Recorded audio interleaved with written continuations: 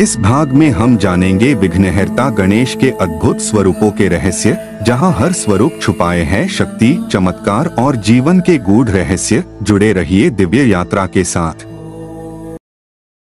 गणेश जी का जन्म कोई साधारण घटना नहीं, यह माँ पार्वती की भावना, तप और सृजन शक्ति का अद्भुत चमत्कार है। कथा के अनुसार जब माँ पार्वती स्नान कर रही थी, तब उन्होंने अपने उपटन से एक बालक की मूर्ति बनाई और उसमें प्राण डाल दिए। वह बालक गणेश था, जिसे उन्होंने द्वारपाल बनाकर कहा कि कोई अंदर न आए। तभी भगवान शिव वहां आए और गणेश ने उन्हें भीतर जाने से रोक दिया। क्रोधित शिव ने अपने त्रिशूल से गणेश का मस्तक काट दिया। जब पार्वती ने यह देखा तो उनका क्रोध विकराल हो गया। तब शिव ने ब्रह्मा से कहा कि उत्तर दिशा की ओर सोए पहले जीव का मस्तक लाओ। वह हाथी था। शिव ने हाथी का सिर गणेश के धड़ पर स्थापित किया और उन्हें जीवन दान दिया। तभी से गणेश जी को गजानन कहा गया।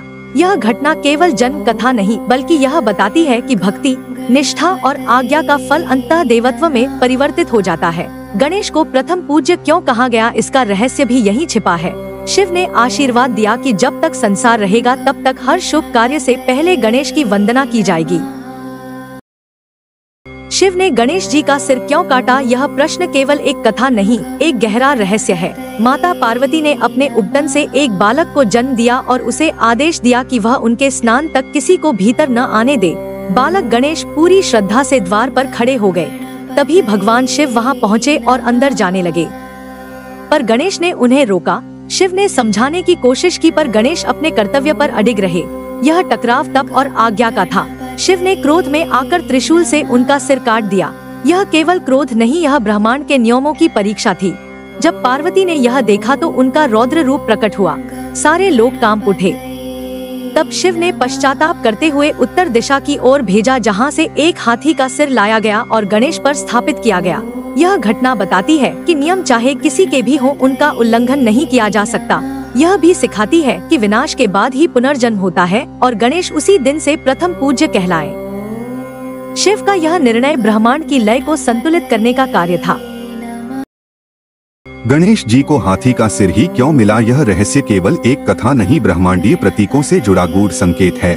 जब भगवान शिव ने बालक गणेश का सिर काटा और माता पार्वती का क्रोध पृथ्वी से लेकर देवलोक तक फैल गया, तब शिव ने ब्रह्मा को आदेश दिया कि उत्तर दिशा की ओर देखें और जो जीव सबसे पहले मिले उसका सिर लेकर आएं। उत्तर दिशा बुद्धि, ज्ञान और स्थिरता की दिशा है और वहां उन्हें मिला एक विशाल, शांत, सौम्य हाथी। हाथी भारतीय संस्कृति में विवेक, धैर्य और सामर्थ्य का प्रतीक है। उसका मस्तक बड़ा होता है जो ज्ञान की गहराई दर्शाता है। उसके कान विशाल होते हैं जो सुनने और समझने की क्षमता को दर्शाते हैं। यही कारण है कि गणेश को बुद्धिदाता कहा गया। हाथी की चाल धीमी पर स्थिर होती है, जो जीवन में संतुलन की शिक्षा देती है। शिव ने जब उस सिर को गणेश पर स्थापित किया, तब केवल जीवन नहीं, एक नई शक्ति का संचार हुआ। तभी से गणेश सभी देवताओं में अग्र पूज्य हुए। यह सिर केवल एक अंग नहीं, यह उनके दिव्य गुणों का सार है, जो हर भक्त को विवेक, विनम्रता और विजय का संदेश देता है। गणेश जी की छोटी आंखें और बड़ा पेट कोई आकस्मिक रूप नहीं, बल्कि गहन प्रतीकात्मकता से भरे हुए हैं। उनकी छोटी आंखें एकाग्रता और अंतर्दृष्टि का प्रतीक है। यह दर्शाता है कि व्यक्ति को बाहरी दिखावे के बजाय भीतर की सच्चाई को देखना चाहिए। छोटी आंखें यह सिखाती हैं कि जब मन स्थिर होता है तब दृष्टि गहन होती है। वहीं उनका विशाल पेट समग्रता और सहिष्णुता का प्रतीक है। वह हर अनुभव, दुख, सुख, रहस्य और ज्ञान को अपने भीतर समेटे हुए हैं। कथा है कि गणेश जी ने तीनों लोकों की मिठाइयों को खा लिया, फिर भी उनका पेट शांत रहा। उन्होंने नागराज वासुकी को पेट पर बांध लिया ताकि उनका पेट संतुलित रहे। यह बताता है कि नियंत्रण और संतुलन जीवन में कितना आवश्यक है। बड़ा पेट यह भी दर्शाता है कि वे हर बात को सहन कर लेने की क्षमता रखते हैं, चाहे वह विष हो या अमृत, सुख हो या पीड़ा। गणेश जी का यह रूप हर भक्त को सिखाता है कि हमें जीवन में धैर्य, विवेक और संतुलन को आत्मसात करना चाहिए। उनका हर अंग एक आध्यात्मिक पाठशाला है, जो साधक को आत्मबोध की ओर ले जाता है। गणेश जी को लंबोदर क्यों कहा जाता है, यह केवल उनके शारीरिक रूप का वर्णन नहीं, बल्कि एक गूढ़ आध्यात्मिक संकेत है। लंबोदर का अर्थ है लंबा और विशाल उदर अर्थात बड़ा पेट। यह पेट कोई साधारण आकार नहीं, बल्कि ब्रह्मांड की समग्रता को समेटे हुए एक दिव्य संकेत है। कथा के अनुसार गणेश जी ने तीनों लोकों के रहस्य, अनुभव, सुख दुख और ज्ञान को अपने उदर में समाहित कर लिया ताकि कोई भी नकारात्मकता बाहर न फैले। उनका यह विशाल पेट दर्शाता है कि वे हर बात को सहन करने की शक्ति रखते हैं। कहते हैं, एक बार गणेश जी ने बहुत अधिक लड्डू खा लिए जिससे उनका पेट फटने लगा। तब उन्होंने नागराज वासुकी को पेट पर बांध लिया। यह घटना केवल हास्य नहीं अपितु जीवन में आत्मनियंत्रण और धैर्य का प्रतीक है। लंबोदर नाम हमें यह भी सिखाता है कि एक सच्चा ज्ञानी हर प्रकार की बातों को पचा सकता है, चाहे वह ज्ञान हो या अपमान। उनका उदर ब्रह्मांड का प्रतीक है जहाँ सब कुछ समा सकता है परंतु बाहर कुछ भी नकारात्मक नहीं जाता। लंबोदर गणेश जी की सहिष्णुता, समर्पण और दिव्यता का जीवंत प्रतीक है। गणेश जी के 4 हाथ केवल दिव्य स्वरूप की शोभा नहीं है, बल्कि गहरे आध्यात्मिक, तांत्रिक और सांकेतिक रहस्यों से जुड़े हुए हैं।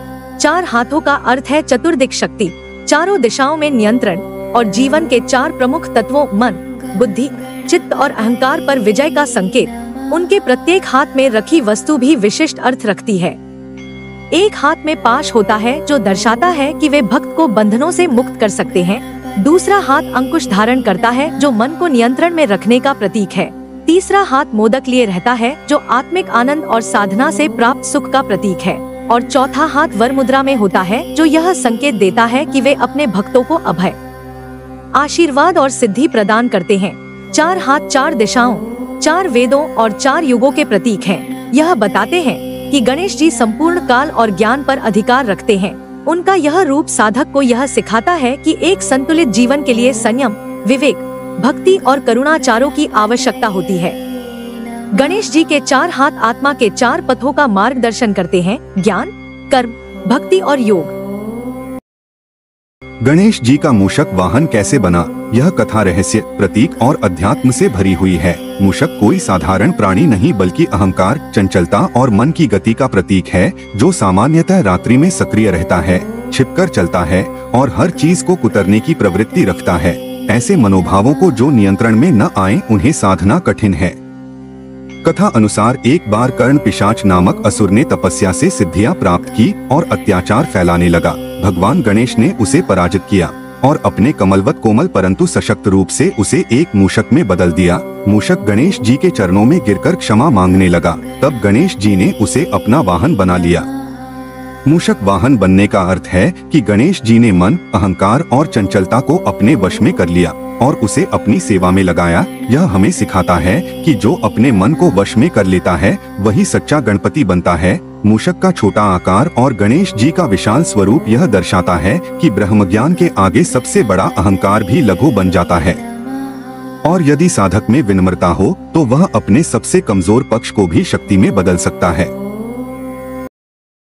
ओम गण गणपत्य नमः मंत्र का प्रभाव केवल शब्दों की ध्वनि नहीं बल्कि चेतना को जागृत करने वाला ब्रह्मांडीय रहस्य है। यह मंत्र हर कार्य की सफलता का द्वार है। ब्रह्मा का मूल नाद है जो सृष्टि की उत्पत्ति का प्रतीक है। गणेश जी का बीज मंत्र है जो बाधाओं को काटने की शक्ति रखता है। गणपत्य का अर्थ है उन देवता को जो समस्त गणों के स्वामी हैं। नमः समर्पण का भाव है जिससे अहंकार मिटता है।